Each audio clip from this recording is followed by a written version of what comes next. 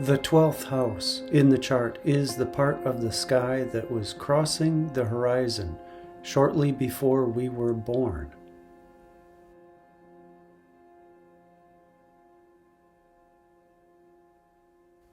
That period of time when we are in a dark place, a safe enclosure, and about to cross the bridge into the new world of life.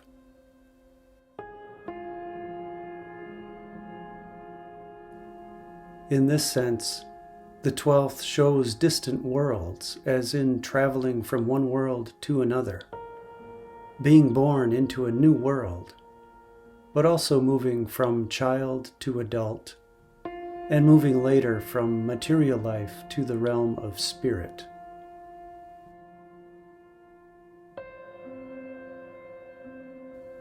It can be moving from having to not having, and it can show the times we have to let go in order to embrace something new.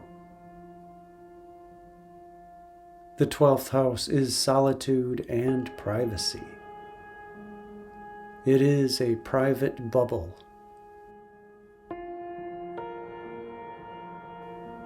It is anywhere we escape to for rest and retreat, to withdraw.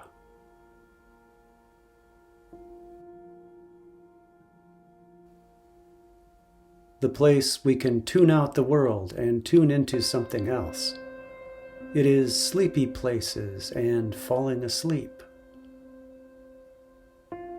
The 12th is linked to the personal unconscious mind. The collective unconscious is domiciled in the 4th house. Personal unconscious can show us old behavior patterns that we need to let go of, and the behaviors that are all about us sometimes getting in our own way.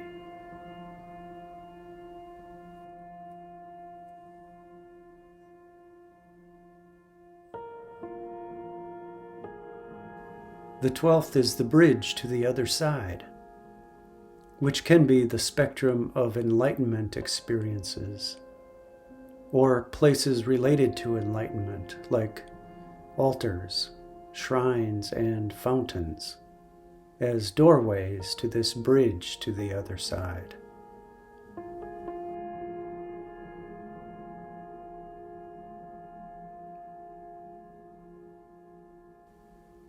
The 12th is a bridge from one place to another, one state of mind to another. It is hypnosis, or even fainting, or a trance. It is guidance from dreams or from extended prayer, where we might talk to those we love who have passed on. Or we might ask for help and healing from the ancestors. So in this way, the 12th is a bridge to our ancestors.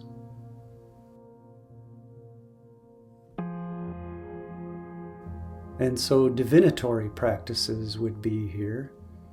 For example, shamanism, where the practitioner symbolically travels through a dark cave, or a dark stairway, a dark enclosure, and the person journeys to another place to retrieve messages or information about healing the community, or bringing back memories, information, or sacred advice.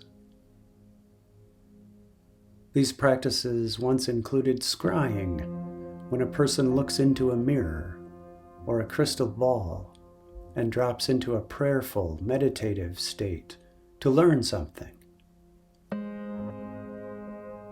A practice like numerology would belong to the opposite 6th house, where numbers and details and data are the source for sacred information.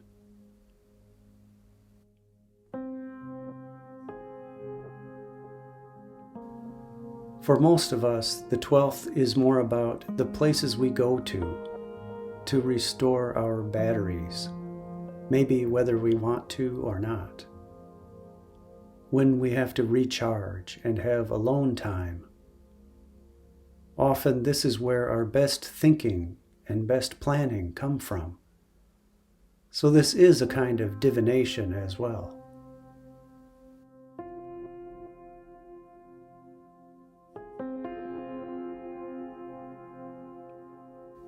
Spying is associated with the 12th, and clandestine operations which often happen in the night. Keeping secrets and delving into secrets, scandal, and family skeletons in the closet. And one quality often referred to, hidden adversaries.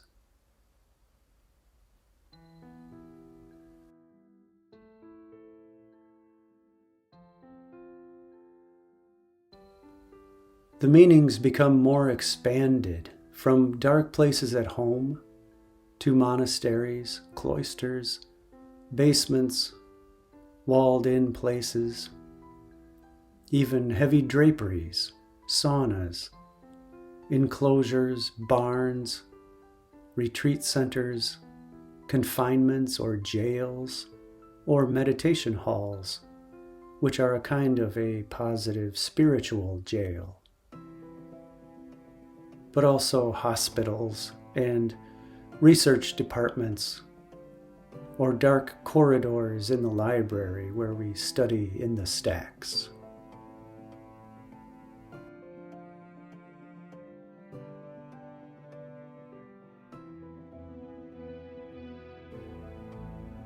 Animals that are ridden are here in the 12th house, and beasts of burden, especially horses which move us around, but are also used for sowing the seed, because this too is a dark place where something moves from one world to another.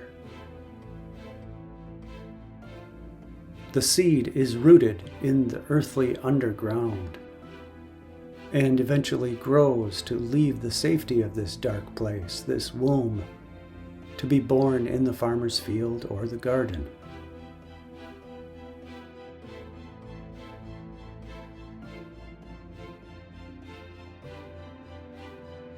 And in a related way to sowing the seed, the 12th is known for bed pleasures and even just being in bed, being in the private place, that enclosure that is safe.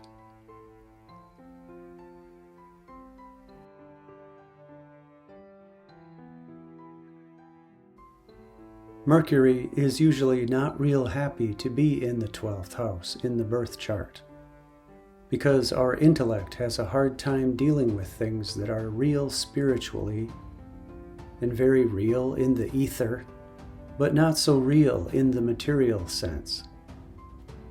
Mercury wants things to be clear and easily explained with speech.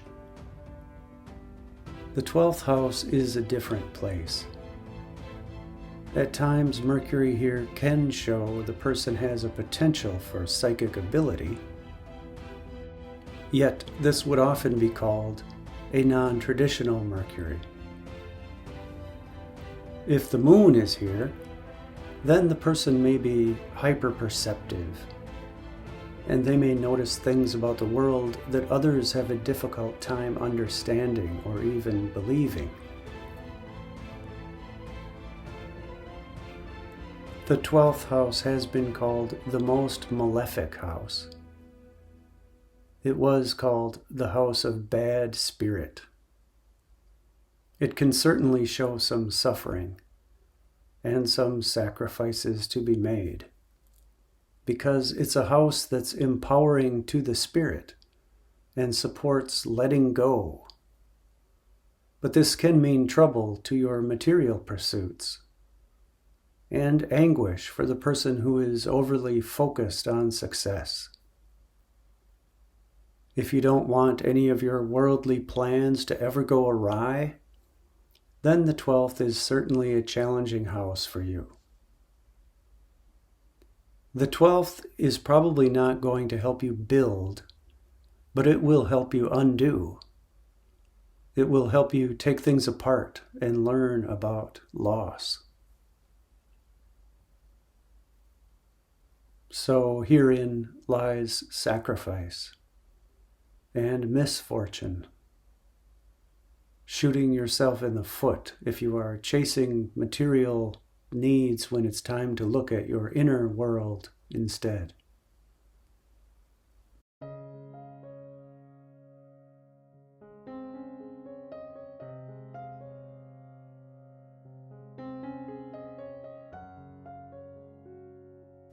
The 12th asks us to look at ourselves honestly and acknowledge our flaws. These flaws are only really a problem when we refuse to see them and see how they affect our relationships. This quality is one of the keys to consider when planets transit the 12th. Perhaps more noticeably, the 12th shows how things ail the mind, while the 6th, the opposite house, shows illness and ailments to the body.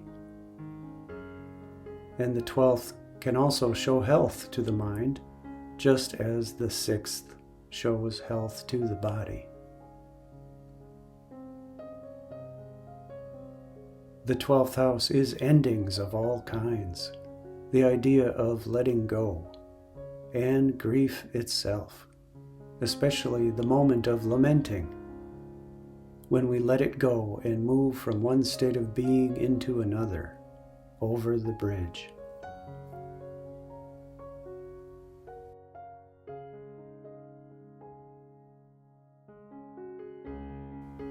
Individual karma is here, which gives a window into what we take from one world to another, through one lifetime to another lifetime. And the 5th house may show the more positive past life results. But I wouldn't get too caught up in studying the karma. There are plenty of other things to worry about with the 12th house. It can be seen as the end of personality, or finally letting go of the idea of who we think we are. And it's another way to make room for something new.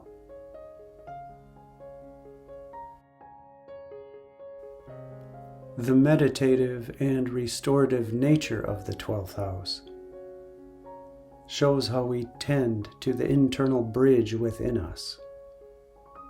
The bridge that connects us to all the places bigger than ourselves and bigger than our day-to-day perceptions.